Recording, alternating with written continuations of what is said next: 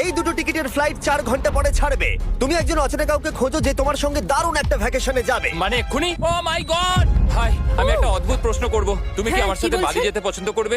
না। হাই, একটু শোনো না, তুমি কি আমার সাথে বালি যাবে? না। আমার একজনকে চাই যে আমার সাথে বালি যাবে। ফ্লাইটের আর কয়েক ঘন্টাই মাত্র বাকি আছে। আমার এখন তুমি কি test আমার সাথে আছে। একটা ভ্যাকেশনে যাবে?